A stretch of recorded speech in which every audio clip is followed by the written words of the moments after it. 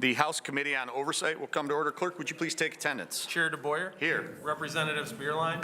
Here. Meerman. Here. Paquette. Here. Carra. Here. Bruck. Green.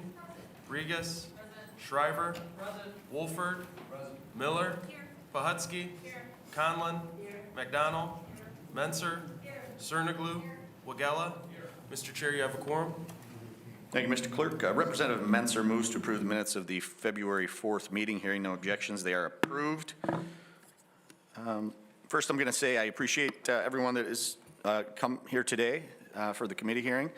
It's good to see this level of interest, whether we like the reasons or not. What I would say to you is there are some cards in the back. If you wish to provide us with some of your comments, your position, please feel free to do that. We have a very, very tight schedule this morning.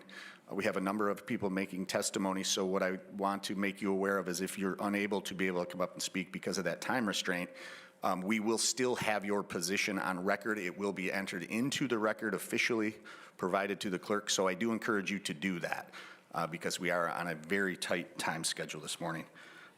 With that first, I would like to thank Representative Pohutsky for putting the work in on this, doing the homework, doing some research. Really do appreciate that. With that, I'll open the floor to you. I know you have a presentation you would like to give to the members, and feel free at this time. Thank you. Thank you very much, Mr. Chair. Likewise, thank you for your partnership on this. This has been a very long process, and I appreciate your support and your cooperation. Thank you to the committee for allowing me to testify this morning on some issues at Women's Huron Valley Correctional Facility. I'm going to start off with a brief presentation about some things that I have witnessed, some medical records and documentation that's been provided to me. I do want to note that this is by no means an exhaustive list of every issue with Women's Huron Valley or the Department of Corrections as a whole. We could be here all day discussing those, so this is just a representative sample.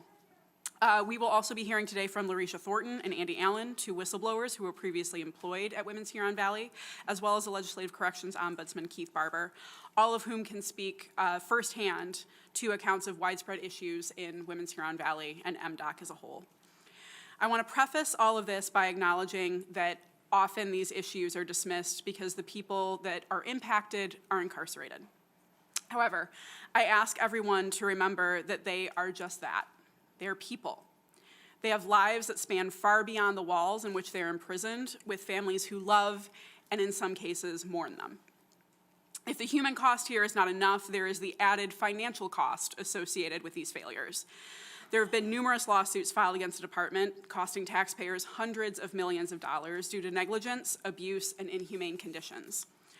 We are tasked with overseeing these facilities, and what happens to the people incarcerated there and the costs associated with it are our responsibility, and it's our duty to address these deficiencies. To start with, I wanted to touch on some previous testimony that this committee heard from the Department of Corrections. Back on May 6, 2025, the legislative liaison testified before the committee regarding OAG audits that identified deficiencies in multiple facilities. These deficiencies primarily revolved around the improper storage of tools, insufficient screening for staff and vendors upon entrance, and security lapses. Although Women's Huron Valley was not part of those audits, the committee questioned a previous policy of recording strip searches at Women's Huron Valley. Specifically, we questioned what internal policies existed to ensure these recordings were only viewed by appropriate personnel and that they were being stored or deleted properly.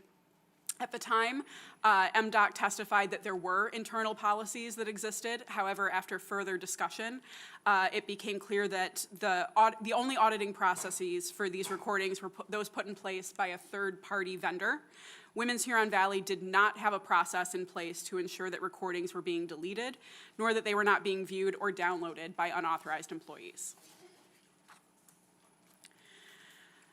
For this hearing, I'm going to focus on just a couple of key points. Firstly, structural and environmental issues at Women's Huron Valley.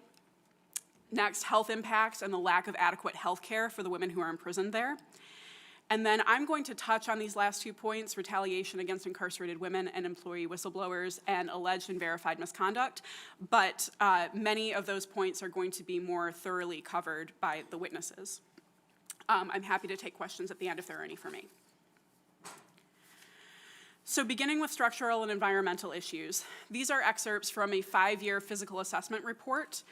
This is a plan that was released in fiscal year 25 by the department. The introduction states, the MDOC Physical Plant Division, with assistance from a large group of physical plant supervisors, conduct annual assessments of all facilities using standardized assessment processes. All available staff who possess the appropriate expertise to participate in this process to ensure a diverse skill set, participate in the study, and ensure quality results. To put it more plainly, thank you. To put it more plainly, this is a plan that MDOC constructed in consultation with its own experts. So you can see a number of the same points highlighted here. Air handlers provide air circulation for spaces, and in several buildings, they're declared to be in need of replacing. Please note that the ventilation in bathrooms is specifically also pointed out as an issue. This is relevant due to reports of mold in shower rooms that have led to health issues for the women incarcerated there. When I visited Women's Huron Valley on February 12th, 2026, I was in the shower room with the warden and some of his staff. I pointed out that there were black spots up in the seam where the ceiling meets the wall. Just for a little bit of reference, those walls are white. I asked the warden what those black spots were, and he told me that this was black paint on clear grout, that there was no mold, and he offered to eat it in front of me.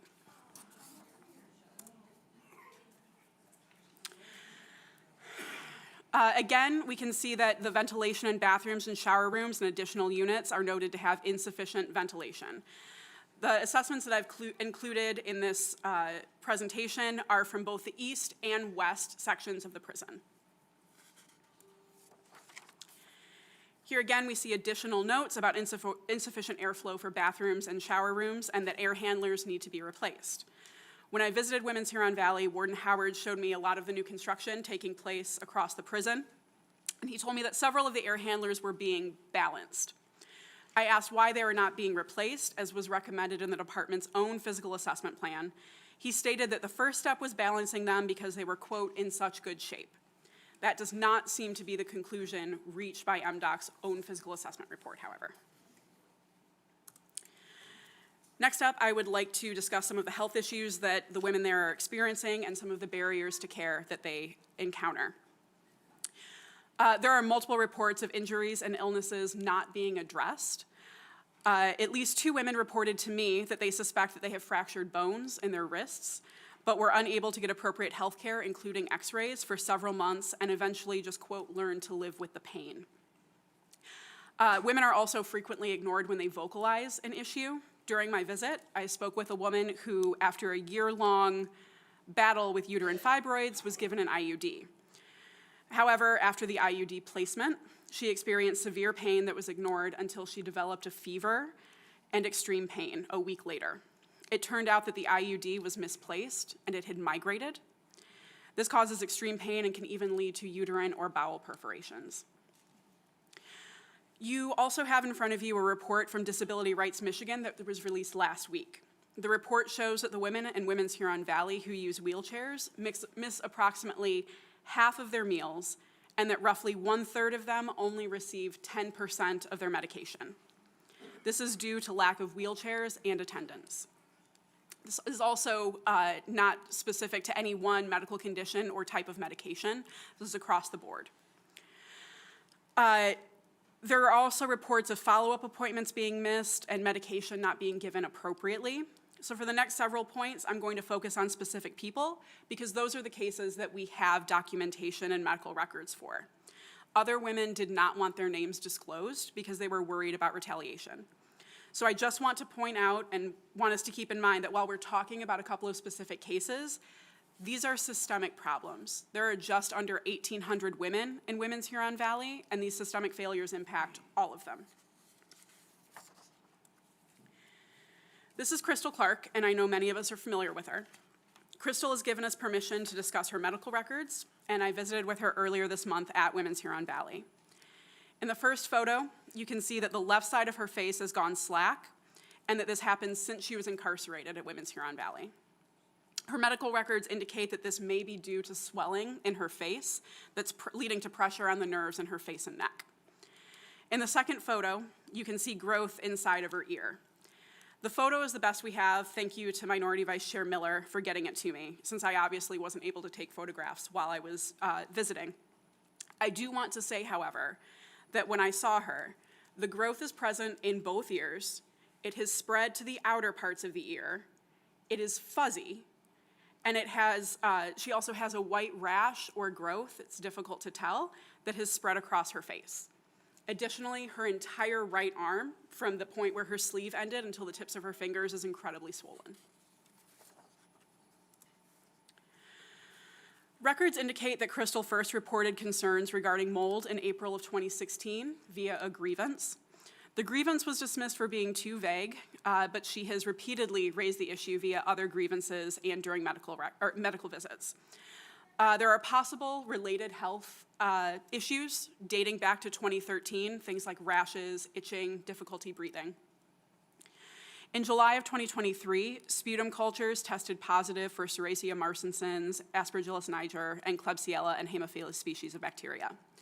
Both of her ears at that time tested positive for Aspergillus niger, and the facial drooping was also noted at that time. Serratia marcescens and Aspergillus niger are mold species. Serratia marcescens is an opportunistic pathogen in humans, and it can cause pneumonia. Aspergillus niger is better known as black mold, and it's often harmless, but it can be particularly harmful in immunocompromised people, such as those with pneumonia, or underlying conditions which Crystal does have.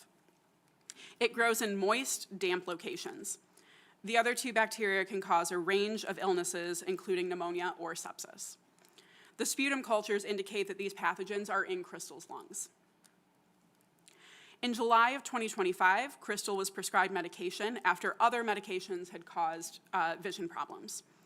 In December of 2025, in her medical notes, it was noted that her treatment did not start until August of 2025 due to cost barriers. After treatment began, Crystal experienced 5 to 10-day gaps in treatment, as well as a decreased dosage. She was ordered to be taking 300 milligrams of medication. She was only being given 200. And her consistent full-dose therapy was not achieved until November of 2025. It's worth noting that this therapy can take a year to be completely effective and to treat the condition. Crystal's infectious disease specialist ordered a follow-up to take place on January 19th, 2026. It did not. She was not seen again until February 17th, 2026. After my visit at Women's Huron Valley, I asked Tiffany Hipp, the administrative assistant to Warden Howard, why Crystal had not been back to the infectious disease specialist. She instructed me to reach out to the legislative liaison, Kyle Kaminsky, who told me on February 17th that he did not know but could assist me in obtaining Crystal's medical records if I had a signed release. I did not need medical records. There were no records for a visit that had not yet taken place. I already had all of Crystal's medical records. I had a specific question about neglect on behalf of the department, and instead I was given a bureaucratic runaround. Later that day, he obtained a release from Crystal that I did not ask for and told me that she had been to see the specialist that day, conveniently, a month after she was supposed to be back. This is Jennifer Wallace, who died of sepsis last November while in custody at Women's Huron Valley. With her family's permission, who is here today, I'm sharing a photo of her from her obituary and some details about her death. I'm grateful that Jennifer's family allowed me to use this photo because, again, I think it's important that we keep in mind that Jennifer had a whole life and family outside of her incarceration and her extremely tragic death. These are excerpts from Jennifer's autopsy report. She died of sepsis due to a Haemophilus infection. Her family suspects that this was due to untreated dental abscesses that she had never been to see a dentist for, despite requesting it. Her autopsy also showed that she was developing pneumonia at the time of her death. Her family suspects this may have been caused by mold at the prison. Unfortunately, cultures from Jennifer's lungs were not collected during her autopsy. I'm going to go through a timeline of the days leading up to Jennifer's death. I apologize, it's not in the presentation. It came in after we needed to get it in, but I have it in front of me, and again, I'm happy to answer any questions if there's confusion about the dates as we go along. Jennifer died on November 16th, 2025. Jennifer's mother, Susan, first became aware of her daughter's condition on November 1st, 2025, when Jennifer was too ill for a visit with her. On November 2nd, Jennifer asked her mother to get a release of information for Jennifer to sign to have access to her medical information. Susan was Jennifer's power of attorney, so it's not clear why this was necessary at all. The release of information did not get obtained until November 13th. Jennifer's sister, Alexandria, already had a signed release of information for Jennifer starting on October 24th, but was never contacted by Women's Huron Valley about Jennifer's illness at all. On November 9th, Susan went to visit with Jennifer. She was in a wheelchair, and she could not eat or drink. She could not lift her head, and she was gray. She told Susan that she could not finish the visit. She was alarmed, but it was Sunday, so she couldn't contact anyone at the Department of Corrections. On November 10th, she called Women's Huron Valley to find out what was going on with her daughter, and the staff referred her to a number of personnel. Those personnel include the director of nursing. The phone rang 30 times, but never switched over to voicemail. The assistant to the warden, Tiffany Hipp. Susan left 3 messages for her, but never received a return phone call. Assistant to the warden, Steve Horton, whose mailbox was full, and assistant to the warden, Walden, whose mailbox was full. She also reached out to the DOC Medical Concerns line in Lansing and left a detailed message. She also left messages for the nurse on duty. November 11th was Veterans Day. She heard from no one, was not surprised by that. On November 12th, she heard back from the Department of Corrections medical hotline and gave them more information about what was going on with Jennifer. On November 13th, that was when she was informed that she had gotten a signed release of information, and she began hearing a little bit more. The director of nursing called her back and gave her quite a bit of information, including that Jennifer had infective carditis and that Jennifer may have suffered a heart attack. On November 15th, Susan was notified that she could visit Jennifer for an hour in the hospital. She did so, but this was also the first that she had heard of Jennifer even being hospitalized, despite the fact that Jennifer was admitted on November 9th. Jennifer was scheduled for surgery the next day to replace her biprosthetic heart valve, which was thought to be the source of her carditis and sepsis. Susan waited in the parking lot for Jennifer to be out of surgery on the 16th. On her way in to see her daughter in recovery, she was told that Jennifer had died. Jennifer's last words to her mother were, "Mom, I don't deserve this." Jennifer was on an anticoagulant called warfarin due to the biprosthetic heart valve. At the beginning of November, without explanation, Women's Huron Valley changed her medication from warfarin to dabigatran. Dabigatran cannot be prescribed to patients with the sorts of valve replacements that Jennifer had. It causes blood clots, it causes strokes. While Jennifer was at the hospital, the medication error was caught, and she was receiving the appropriate medication at the time of her death. Again, I want to emphasize that these problems go far beyond these 2 women. In fact, when I was looking up information about other lawsuits against the department, I came across a lawsuit I didn't even know existed that had been filed against a healthcare contractor for the Department of Corrections after the 2019 death of Ashley Harris, a woman who was incarcerated at Women's Huron Valley and had been given incorrect dosages of her antipsychotic medication, leading to a fatal overdose. This is a systemic issue, and it requires our attention. These last points I'm just going to touch on. As I mentioned, there are a number of other people who can speak more in depth to them than I can. But on November 8th, 2015, Janica Edmond died by suicide after she was asked for a suicide prevention vest and was denied. Instead, 2 guards began joking in front of her about placing bets on whether or not she would commit suicide. They walked off, leaving her unattended to discuss what sandwiches they would buy. That was apparently the prize for whoever won the bet. In the meantime, Janica hanged herself by her bra in the shower room. The bra broke. She hit her head on the floor and died in the hospital 4 days later. The family settled a wrongful death lawsuit against the department in 2019. One of the employees in question pled no contest to a charge of involuntary manslaughter. The other went back to working for the department after reinstatement. As was mentioned before, the committee previously questioned the department about the practice of recording strip searches. The policy as written did not require these strip searches to be recorded. There is a reasonable expectation of privacy, even in prisons during times like this. And at the time that it was taking place, the only prison in the state of Michigan that was recording those strip searches was Women's Huron Valley. In last year's budget, the legislature required the department to reassess their strip search policy.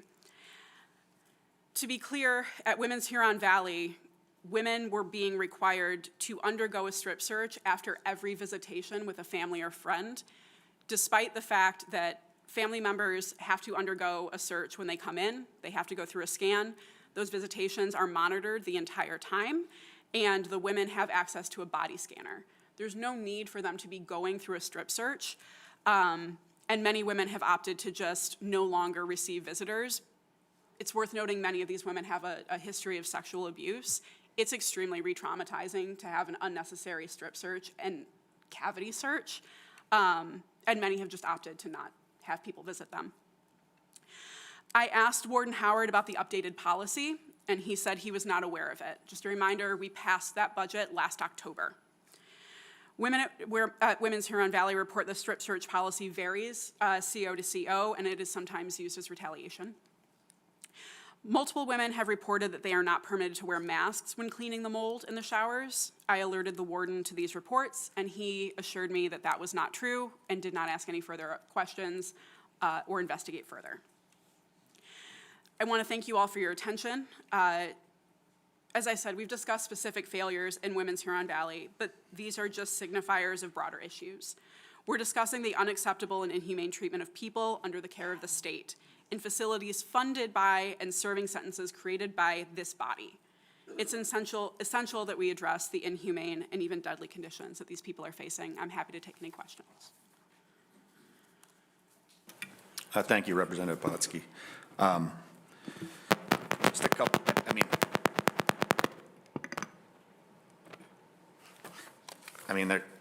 you mentioned it in your opening, that this could be endless. I think we could talk for days probably about some of this stuff.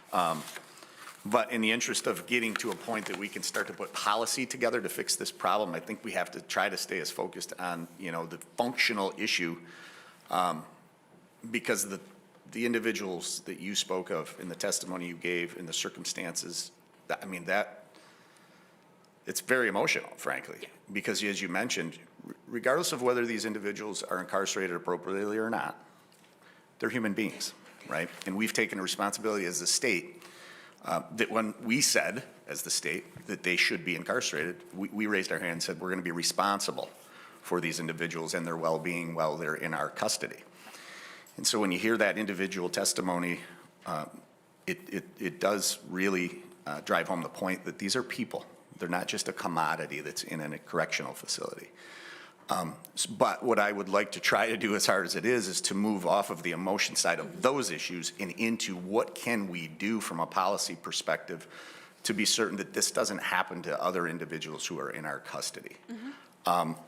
But just briefly, you spoke of Jennifer Wallace. And you may have said it and I might have missed it.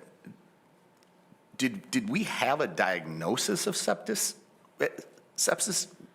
like before it took her life? I mean, what was There was a recognition that there was carditis leading towards sepsis.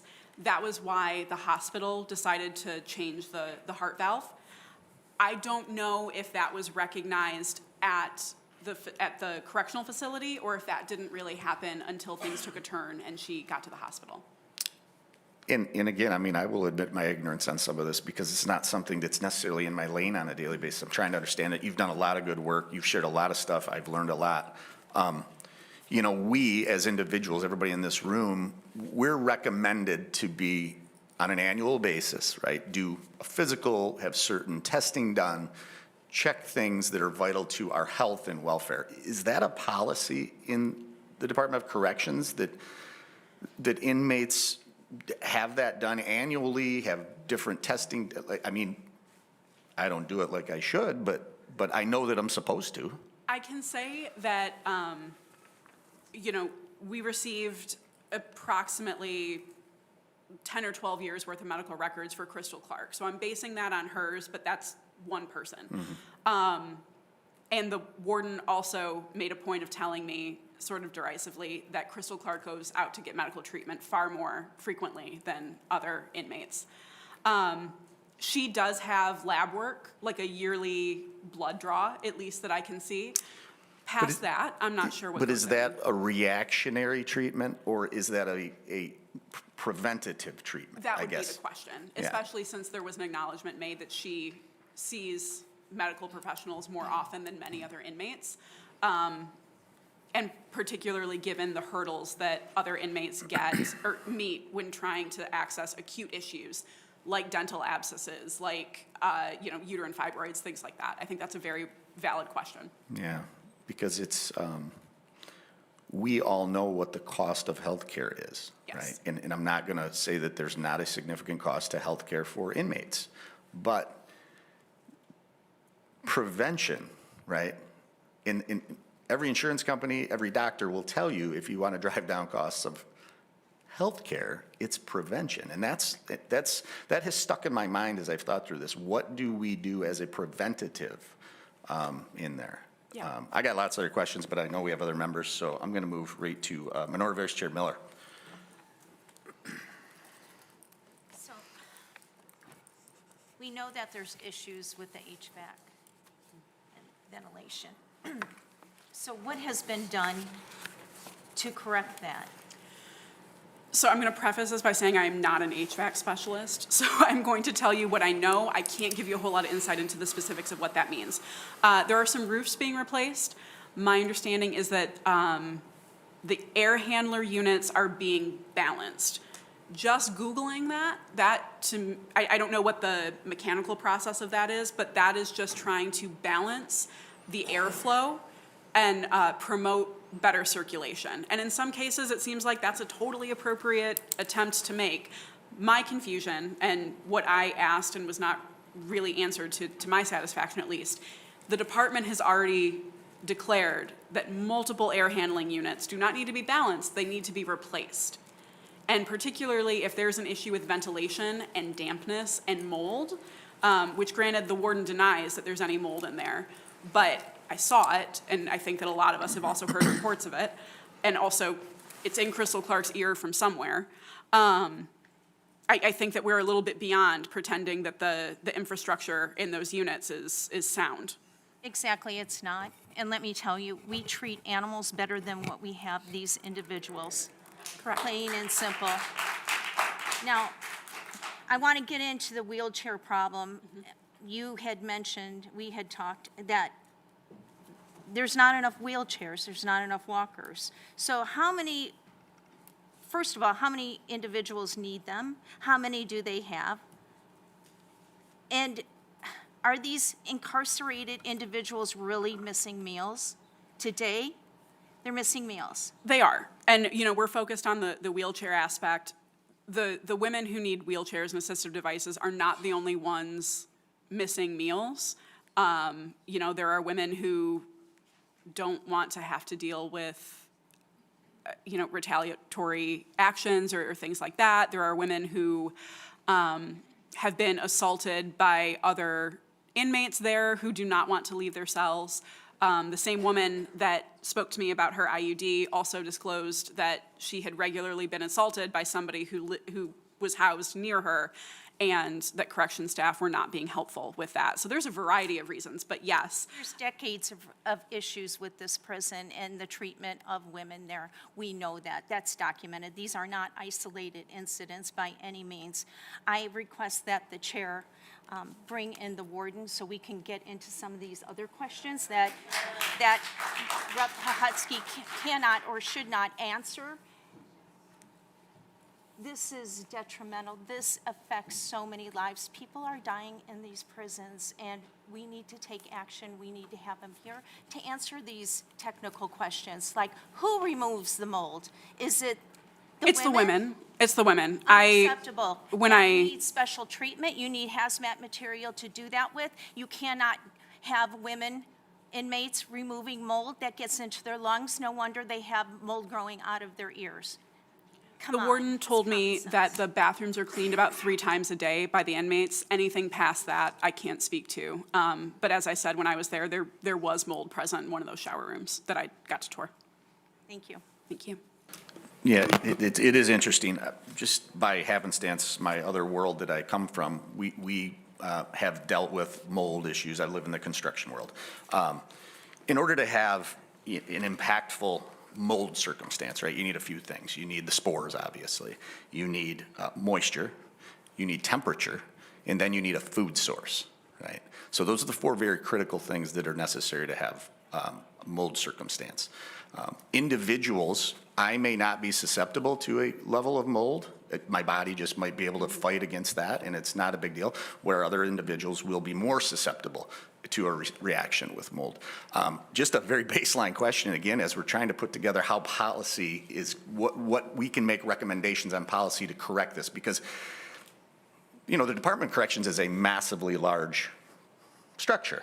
And I'm not so naive to believe that I'm going to be able to fix it all by myself in a few weeks, but we have to start to pick away at individual items, right? Do we know, has there been an independent party air quality test done? Because there's mold spores in this room. There's mold spores everywhere in our environment. The question is to what level, right? Is it to a level that is high enough that it's going to cause health issues? I've had friends that have lived in homes that they had to burn the house, tear the house down because it was so bad. So do we know that? Do we know? I think that's probably a better question for our legislative ombudsman. Okay. What I will say, and this is just a personal opinion, there is legislation in front of us that would expand the ability for the legislative ombudsman to bring in experts on their own. Obviously, these people have to go through security clearance and things like that. They can't just wander into a prison. Sure.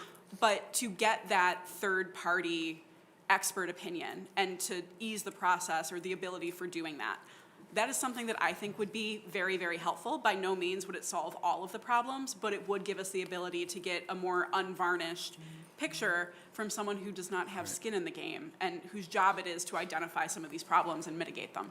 Right, because I do believe that knowing what that level is, you know, the individual that you spoke of perhaps physiologically does have a high susceptibility. Right.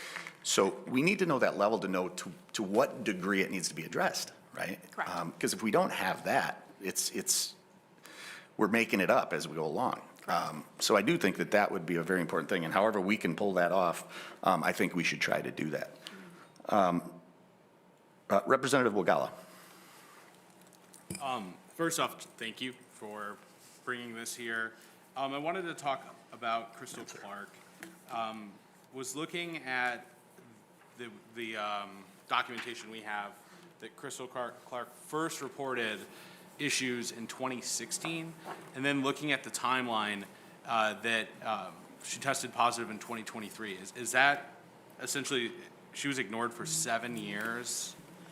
There were reports that she had made, and there were medical visits that noted things like skin condition, shortness of breath, but the first sputum and ear culture that I found, or the only sputum and ear culture that I found, was in 2023. And additionally, there are other medical reports, more recent, that reference 2023 as being the only record of those cultures.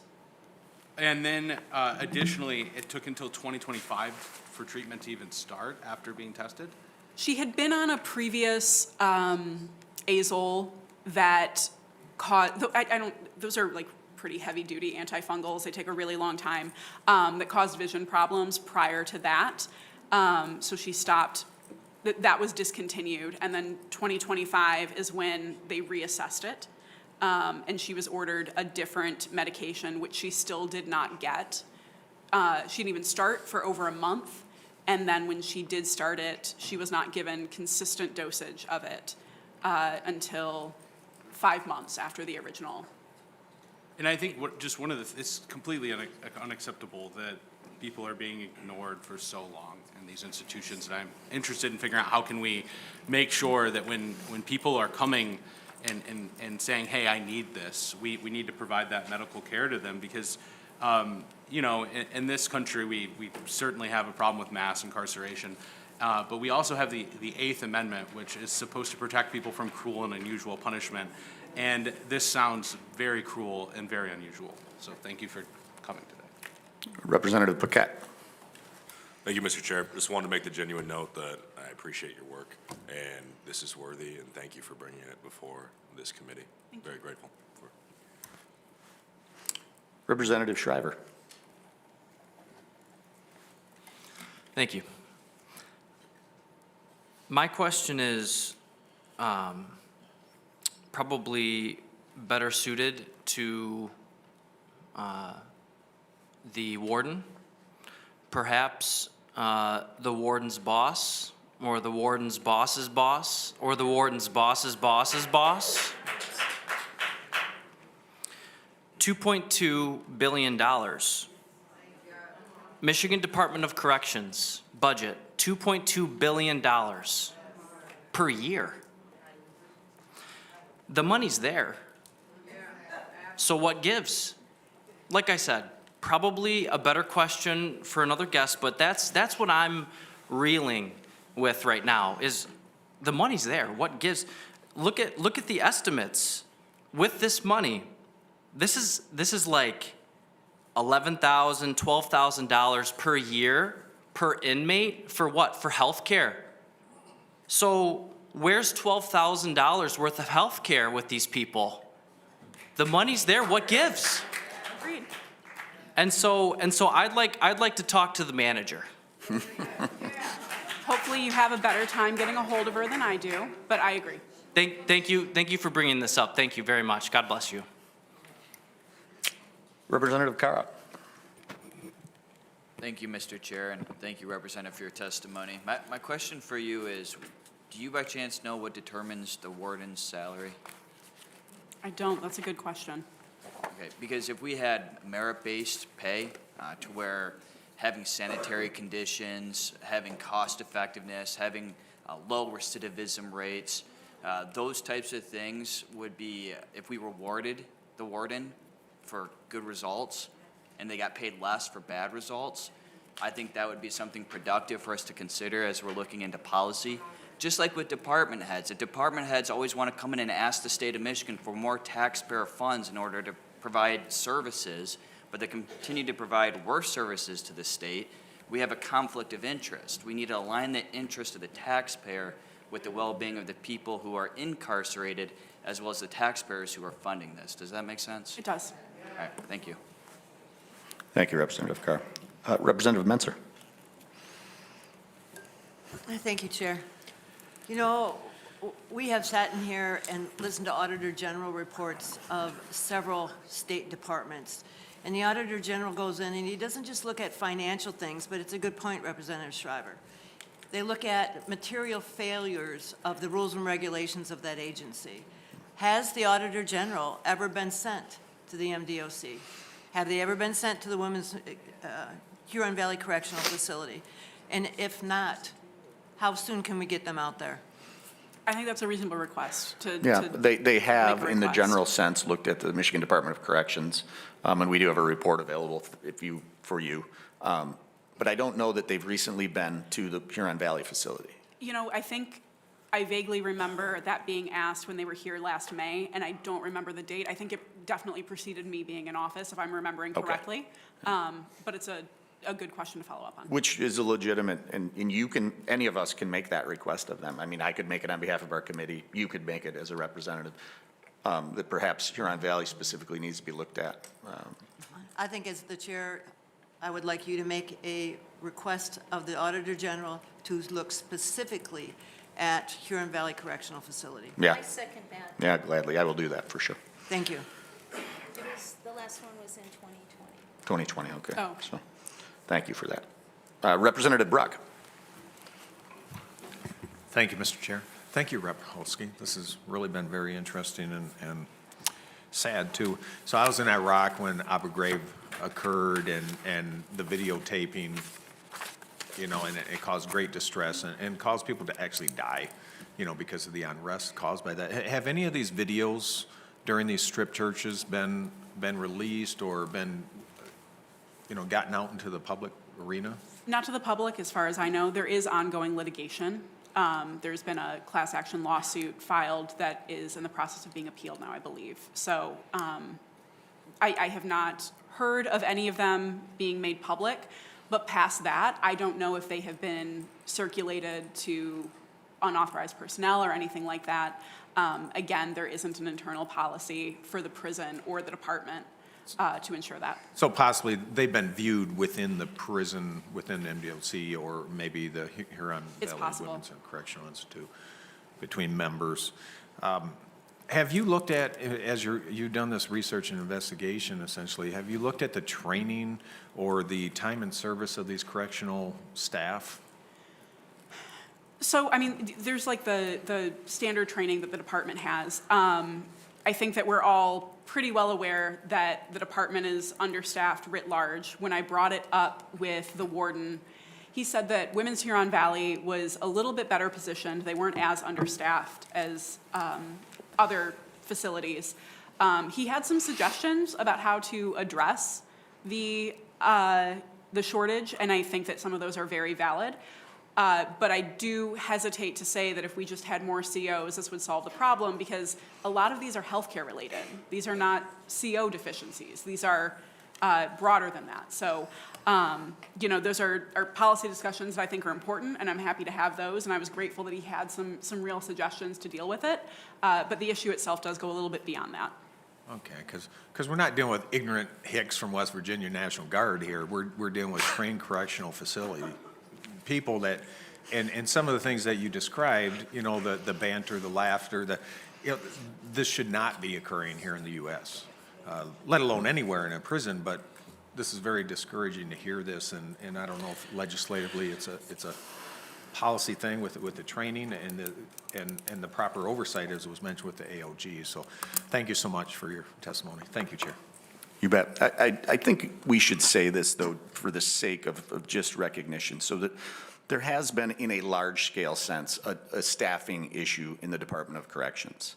I think it's important to say that, by and large, the vast majority of those employees are good employees, and they show up every day, and they do their job. They go home, and they take care of their family. And part of the reason I want to say that is that because of the bad actions of some, or frankly, maybe not even bad actions of some bad policies that are in place, you get an outcome that is detrimental, and it paints a really bad light on the Department of Corrections, which possibly could discourage further people from not being interested in being a corrections officer. And what I just want to make sure that we are very clear about that separation of the appreciation of the individuals that do their job on a daily basis, because we do need people like that. We need high-quality people. I just think it's very important during all this we acknowledge that. Representative Woolford. Thank you, Mr. Chair. Thank you, Rep. Pohutsky, for bringing this to our attention. We continue to see a troubling pattern of failures in the lack of accountability in the Whitmer administration, and yet again, we see this as evident. I could go on and on today about the issues that we have seen in multiple departments, but I'll leave you with a quote from Governor Whitmer's office, and that is, "She has full faith in Washington's leadership." We have a very serious problem in multiple departments, and there needs to be accountability. And so I agree with the chair and you and Representative Shriver that we need to have the director of this department in here to answer these questions. And when is the governor going to see that her appointees and those that she has put in charge are not doing a good job and doing an injustice to the citizens of this great state? God bless you. Thank you. I do just want to, I mean, I could not disagree more about having full faith in Director Washington. I think that's pretty obvious. I do just want to make sure that this doesn't end up becoming like a partisan mudslinging thing. Heidi Washington was appointed under a Republican governor, retained under a Democratic one. This is a persistent issue. It goes way beyond just partisan politics, but you're absolutely right about where the buck stops now, and that's what we need to be dealing with. Absolutely, and this isn't a partisan issue. No, I know. It just so happens that the leader of this department is not making sure that the people that she has hired are doing their job. Yes. And that's important, whether we have a D or an R behind our name. That's what this Oversight Committee is set up for. So, thank you. Yeah. We're going to do one last question because we do have other testimony. Representative Rigas. For the sake of time, I will pass, but I just wanted to thank you, Representative Pohutsky, and the guests here today for your support and you did so much work in this. I appreciate you. Representative Pohutsky, if you don't have anything further, thank you for your work. Thank you for your testimony. Appreciate it. This is going to continue to be a point of conversation with the hope of putting some policy together, and you will be a big piece of that. So thank you.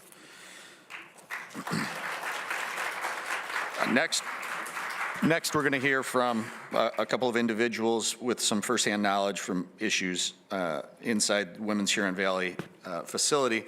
First, I would like to invite up Larisha Thornton to testify. Larisha.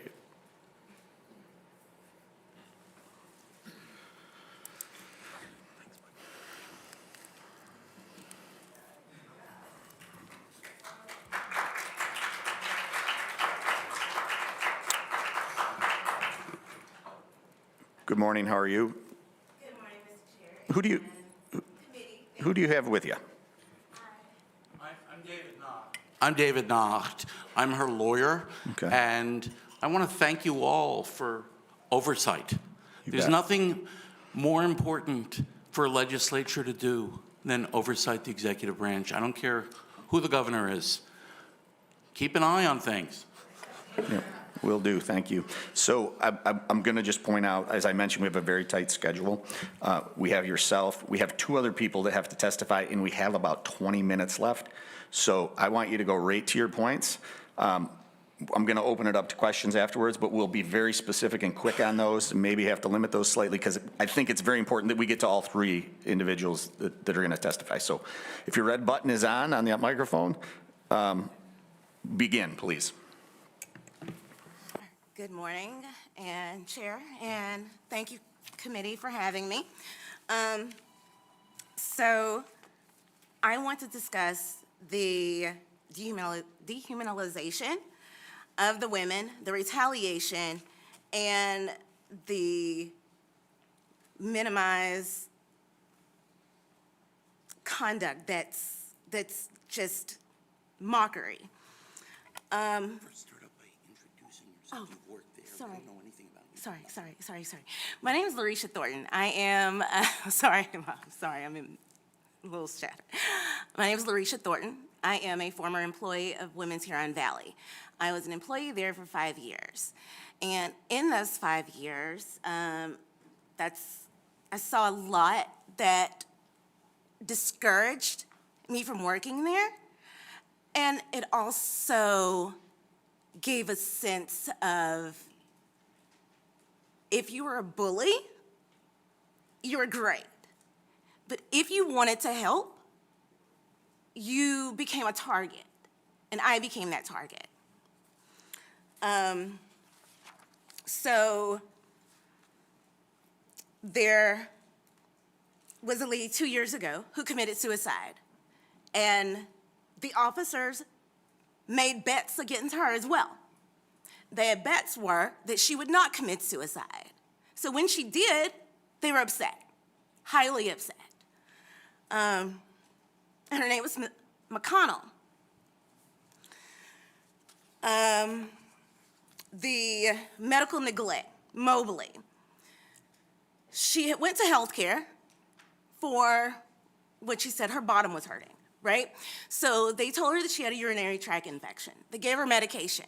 Medication was ineffective. So she came to me and she said, Ms. Thornton, help me. So I called healthcare and I reached out to the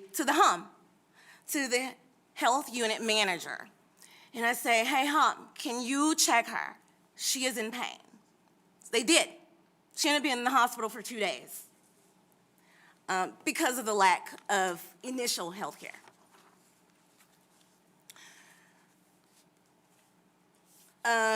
Crystal Clark. From the time I started and to the time that I departed, I have heard how Crystal Clark was a liar. Nothing she said was true. And it's so easy to believe it if you have nothing to go on, right? But the pictures, that's evidence, clear evidence that something's wrong. So, the mold is only cleaned when someone from Lansing, as they say in MDOC terms, someone from Lansing comes to visit, they're gonna clean up. So they give the ladies gloves, sometimes a mask, and a little bit of bleach. This is the only time they can use bleach, is when they're cleaning mold. After the visit, the mold returns instantly. And the ladies that have to clean the mold, they just have to deal with whatever happens to them after they breathe in the chemicals and the mold together. As for myself, I was diagnosed with ulcerative colitis. Didn't realize it until the mold affected me. And I was hospitalized and was told that the mold, my intestines were swollen because of the mold. During that time, I used FMLA. Once I returned from FMLA, I was put on a PIP, a performance review, because I wasn't doing my job. Okay. There have been other staff who have complained about the mold and has made complaints to numerous entities about the mold. And what happened to V. Robbins was she was sent to another prison. When I first started complaining, I was sent to Jackson from Women's Huron Valley. And due to another person leaving, they brought me back. And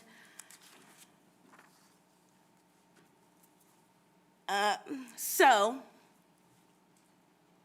when an employee complains about what's going on and they become a target, it becomes repeated investigations, numerous questionnaires. I know that I've personally had like 6 questionnaires in 1 month. I have went through numerous investigations where those hearings are done in front of Ward Howard and the inspectors. These same people who allow the neglect to happen. The drug use within the facility. Of course, everybody knows you can get more drugs in prison than you can on the streets. Women Huron Valley is no different. The only people that brings in okay, so it's said that the COs and the public is bringing in the drugs. That's not true. They photocopy the mail. Now they are photocopying legal mail. And during COVID, there were no visitors. However, we still had ladies dying of overdoses. So it is said on grounds that the inspectors are bringing in the drugs. And when they bring them in, they work overtime. So as officers, they get to go back in the facility once they've completed their initial shift and to hand out their drugs and receive their money.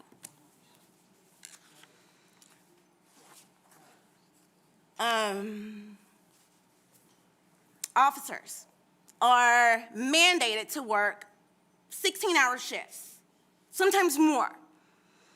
I have seen officers who fell asleep at the wheel. One in particular fell asleep at the wheel, totaled her vehicle, was in the hospital for a stint of time. She was a new employee.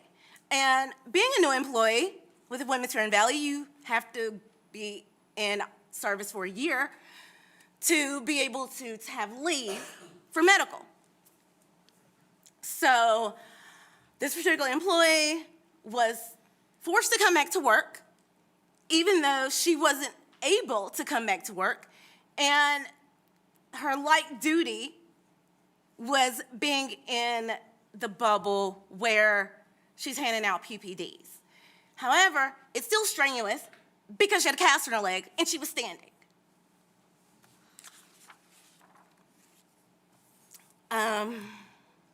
Sexual harassment. Sexual harassment is terrible. And it's terrible because instead of chastising the individuals who are sexually harassing other people, they get promoted. Be specific, who's getting sexually harassed? Okay. So I was sexually harassed. I had a lieutenant that invited me to a birthday party at MGM. I invited another female colleague to go with me. I'm glad I did.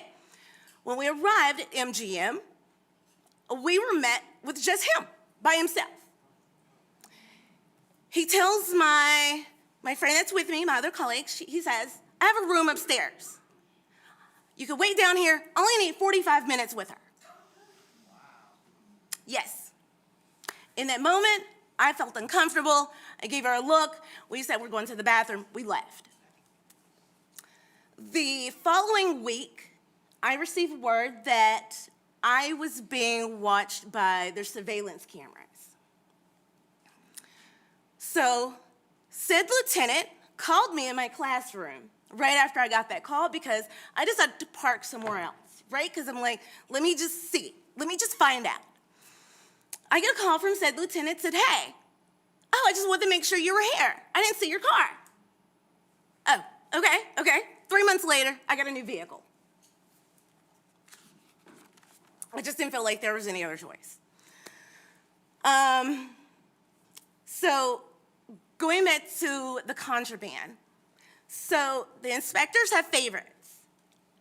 And their favorites are usually lifers that don't have anything to lose, but everything to gain. They gain more freedom with inside. They can move on grounds however they want to. Now, the only time they can't is when they're not in good favor with said inspector, right? Excuse me, just really quick, 1 second. And I hate to do this to you, but we are going to lose members, meaning they have other commitments. So everything you said is very important. You've made a clear testimony to us about culture, right? And we hear that. What I would ask of you is to give us a few of your most salient points about what has gone on there, because I do want to give a quick opportunity for some questions to come in, but I do have two other individuals that have to testify, and we will run out of time. And I feel really bad about that. I don't mean to be disrespectful at all, but I think it's important that we hear from everybody so we have more than just a singular testimony or just the representatives. So give us your most salient points very quickly so I can move to a couple questions for you. So Director Washington and Ward Howard stopped by my classroom. During this time, I was being investigated, so I was being chastised to become watched, where I literally had to go into other classrooms so people can keep eye on me. So this time, Ward Howard, director, comes into my class. I have a student that's working on an essay. She's working on the essay of electric cars. So that's important because during that time, it was last year when 2 years ago, when electric cars were freezing in Chicago. And this is probably mid-February when they stopped by. So there was a lifer who had parole, and she was coming up for a hearing. And I said, oh, Miss Wright's coming up for a hearing soon. And I'm hopeful that she's gonna get it. I was told, no, she won't. She's too valuable to the facility. I have pictures to show how valuable she is to the facility. Workplace. Pictures of what? Oh, I have pictures. So this is the lifer. She's in the very front. She graduated from EMU. She's not supposed to be able to go to school, but she's that valuable. And then, of course, I have where her Otis sheet, where it shows that she is a lifer. Okay. So workplace. Do we have that information? Rep. Pohutsky, maybe, do we have? I can Okay. get it. Because what I have to ask of you is, like, I'll give you 2 more sentences to give me your most salient, because we hear your point about the culture.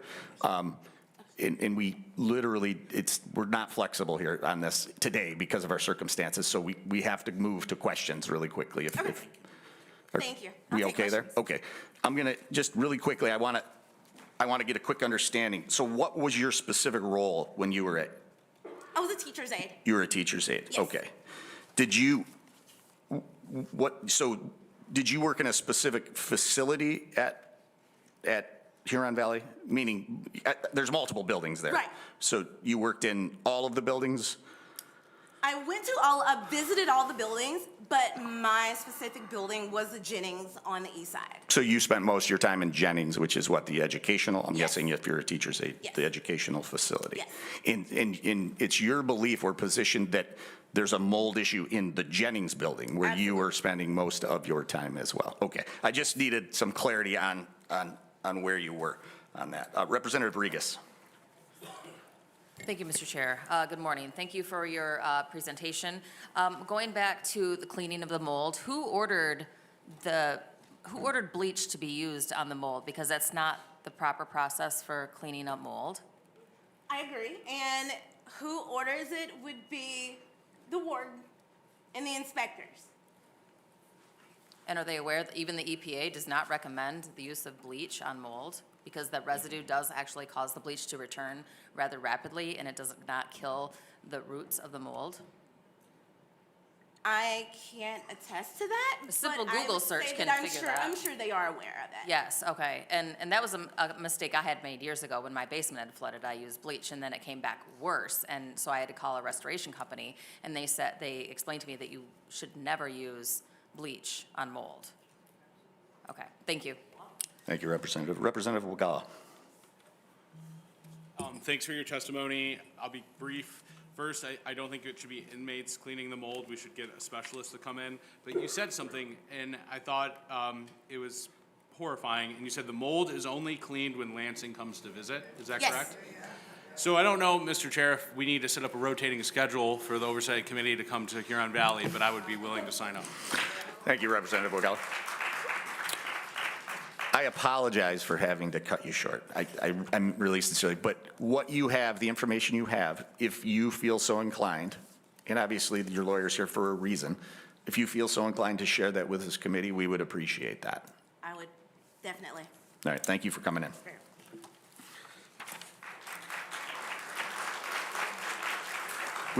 We have a a remote testimony from Andy Allen. Do we have that link available? There you go. My name is Angie Allen. I am here. Andy, go ahead. I don't know if you were listening as we were going. We're very pressed on time. I want you to make your most salient points, share with us the information you can in the quickest manner possible, because I would like to potentially have some questions for you. And then we do have one more person to testify, and we're really compressed on time.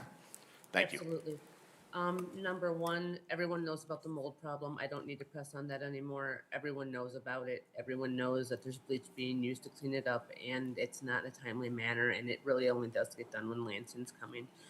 Number two, the drugs being taken into the facility by the employees. When I worked there during COVID. There were no in-person visits. And women, as the lady before me had described, were dying of overdoses. I had begged and begged for help. There are videos of me begging, crying to Lansing, saying, please send help. These women need help. I need help. And nothing was done. There are multiple videos, by the way. The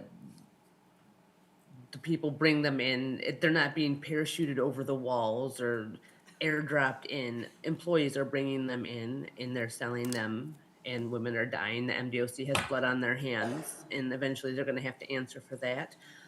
Warden Howard knows exactly what's going on. Heidi Washington knows exactly what's going on. They can't fix the problem. I don't know if they know how to, or if they just, I don't know what's going on there, but something needs to be done. Because women are dying that don't deserve to die. There is a lot of abuse going on in there. There is verbal abuse. There is sexual abuse on the parts of the inmates from staff. Staff is abusing these women. These women cannot grieve or send grievances out because they are punished for them. They lose time with their family. They lose their phone calls. They get locked in solitary confinement.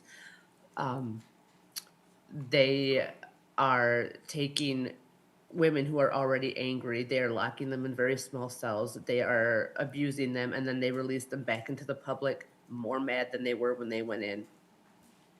I'm a whistleblower. I was fired for coming forward. I had called out the drugs that were being brought into the prison, and Jeremy Howard said that he would be more than happy to meet with me to talk about the things and help get some of it fixed. And I wrote him an email directly after that meeting and said, thank you for wanting to meet with me. Let me know when you can meet with me. I appreciate it. We need to help these women. And I never heard back from him again. I was let go after 3 months. The women told me that I was going to eventually be fired for speaking up. But there comes a time in everyone's life that you have to do the right thing because you have to do what's best for people. And I do not regret speaking up. And I just need, these women need help. These women in here, people say that Michigan doesn't have a death sentence. It does. And it's Women's Huron Valley. And that sounds dramatic, and it's not. I'm happy to answer any questions. I appreciate your testimony. Really quickly, tell me what your role was at Huron Valley. I was the certified peer recovery coach, a certified drug and alcohol counselor. And same kind of a question. Were you kind of worked in one facility, or were you throughout the facility? One building or throughout the facility?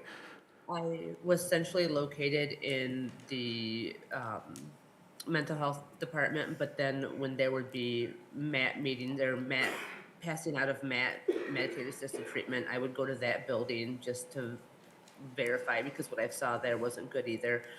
I would go to different barracks where they live and I would meet with them and talk to them about things. So I was kind of everywhere, but my centralized office was in the mental health side. And just a question you may or may not know an answer to, or it may not have occurred. Did any of the individuals that were in the facility ever share with you how people were receiving illegal drugs? Yep, a lot of them said that the inspectors were the ones that were bringing them in. They said that a lot of times that would go in through mop buckets, taken through the search, or through the bubble where they search you.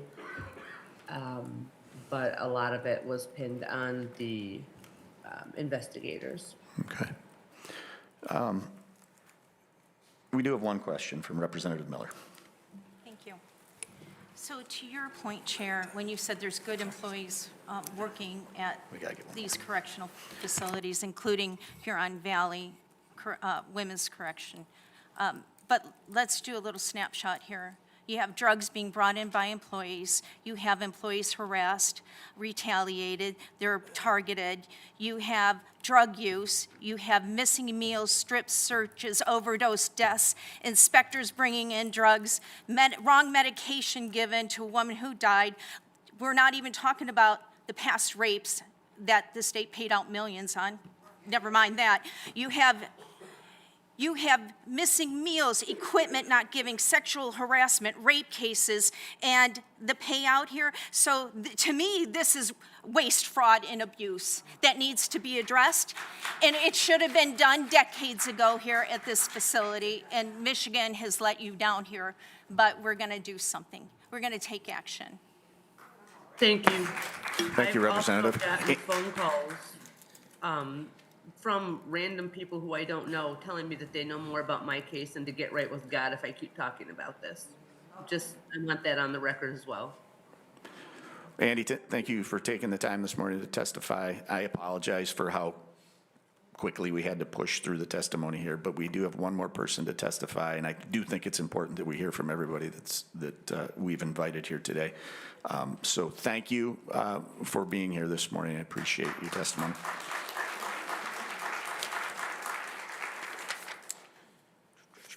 Finally, we're going to hear from Department of Corrections Ombudsman Keith Barber. And Keith, you know the drill. You know where we're at on time.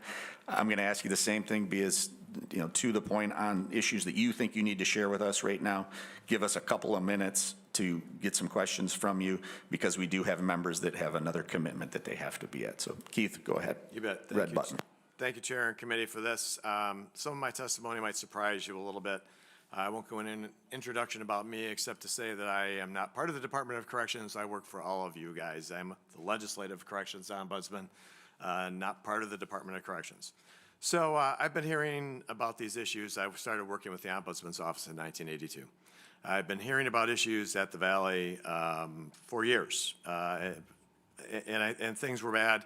I think there's still issues there. I was just there Thursday, saw some issues there then. I think things are better now than they have been over the last 10 years or so. There have been some improvements, yet there's still some issues with cleanliness and that sort of thing. Air handlers, ventilation thing doesn't surprise me. That has been a recommendation on and off for various units for a long time as well. You see mold and mildews in the areas where you would expect to see them. Bathrooms, showers. The showers and bathrooms there are used.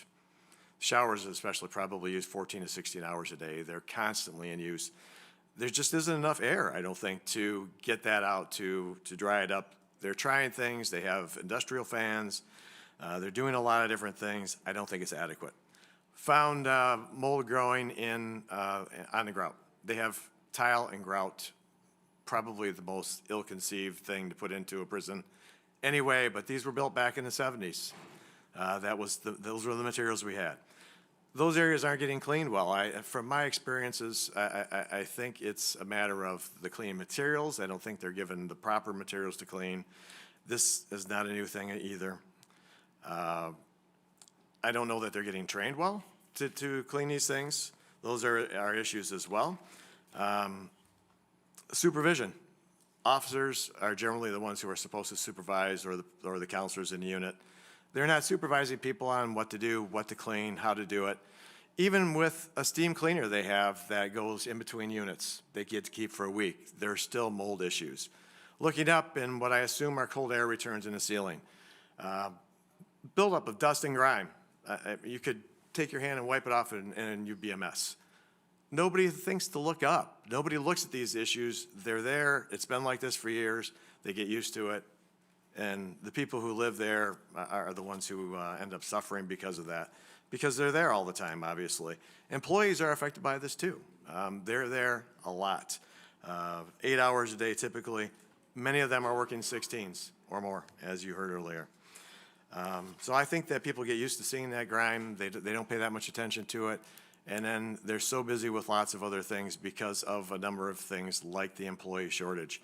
I think that's a significant issue, the corrections officer shortage. But we also have shortage in other areas, programming staff, mental health staff. Those are significant issues that we're not addressing at the women's facility. I think maybe some of these issues are more important than the conditions, the cleanliness issues that we've heard some things about are these kinds of things. One of the biggest problems that is probably the most difficult to address are the cultural issues inside prisons. They permeate all of our facilities. I think they start from the top down. They're very difficult to address. I get that. But I think we need to address that. We need to get in there to make sure that we're holding people accountable, that people who are doing things that are inappropriate are being used as examples, that are not allowed to continue. Corrections officers, their shortage just exacerbates everything that's going on inside prisons and everything that's not going on inside prisons. People are exhausted. Morale is terrible. Tempers are short.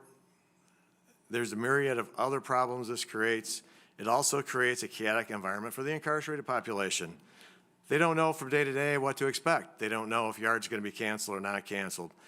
Moving within facilities becomes significantly more difficult.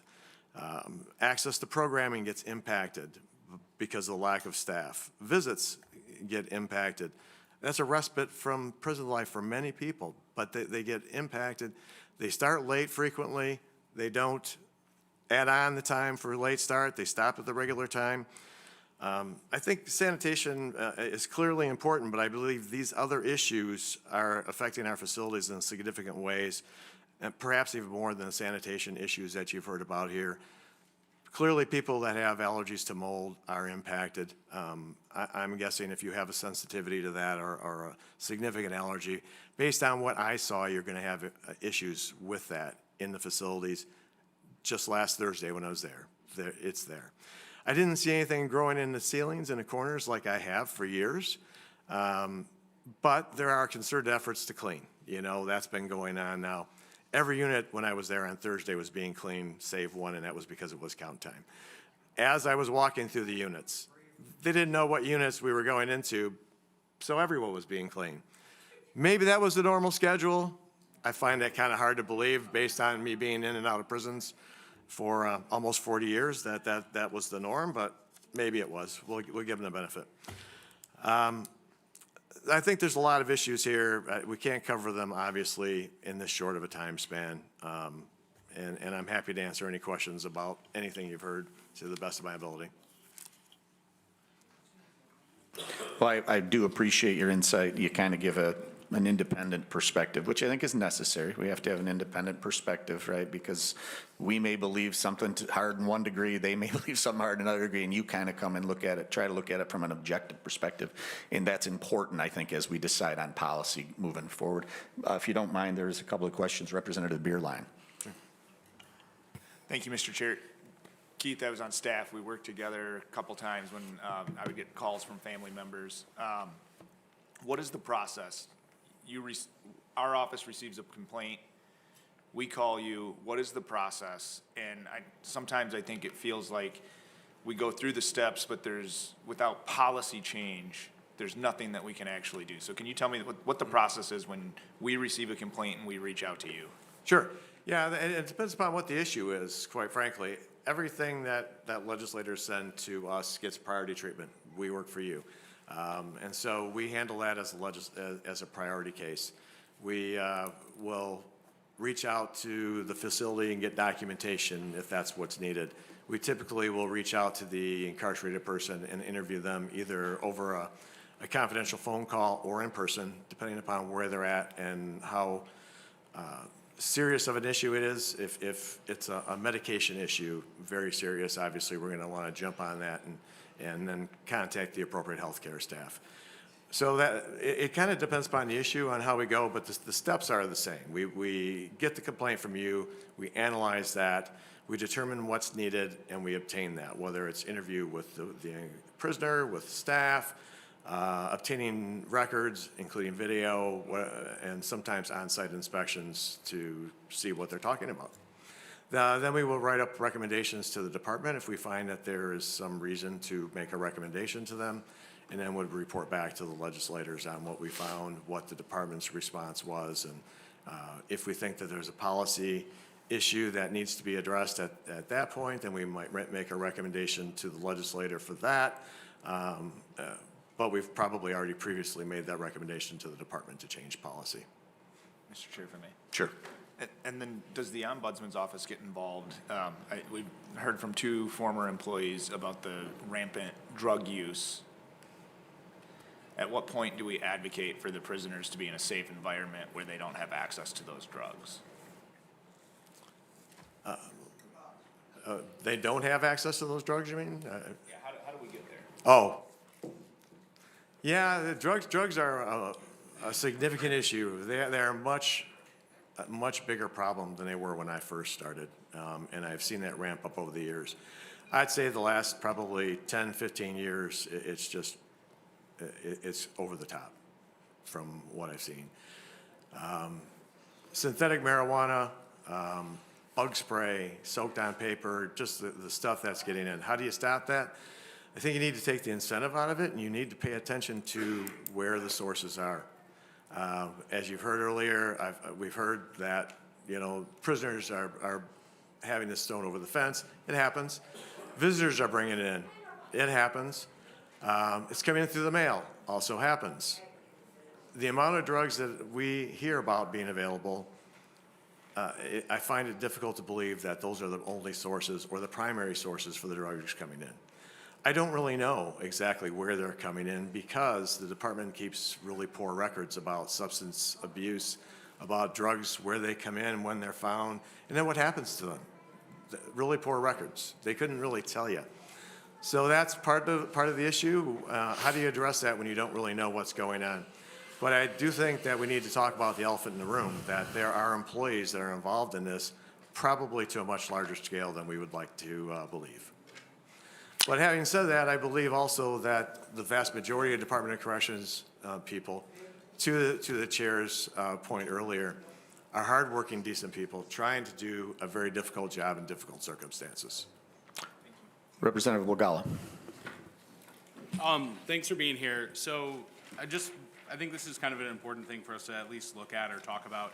How many people work in your office to investigate complaints from inmates and legislators and families?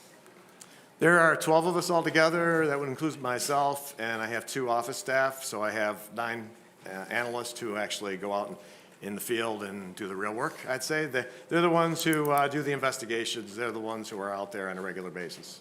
So I think we have something like 33,000 people incarcerated in Michigan. So we're looking at like 3,500 people per employee. Do you feel that you have enough employees to investigate all of the complaints you receive? I could very comfortably double my staff and put them all to work and not feel bad about it. Absolutely. The legislature's been very kind. When they first brought our office back in '08, there were 4 of us. So I'm thankful for that, but I could use a lot more.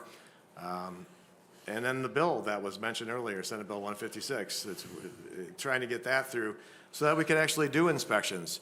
So we could contract with experts. We could bring people in to look at the air quality issues, those kinds of things. That would be really helpful to have. And I would think I would need additional staffing for that at some point, yes. Thank you, Representative. That is our last question because we are actually out of time. We are over time. But I would like to say, number one, thank you for the individuals that took the time to be here today. If you do care to put in a card of your comment, feel free to do that. It will be absolutely entered into the record as an official comment. I also want to tell you that the tenacity of Representative Pohutsky is the right person to be on this. She's going to be working on this diligently to dig in deeper with the long-term goal to make policy recommendations to change these things. And I will apologize to you because government is slow and we are going to work as diligent as we can to make those things happen. So there being no further business before the committee, the Oversight Committee will stand adjourned.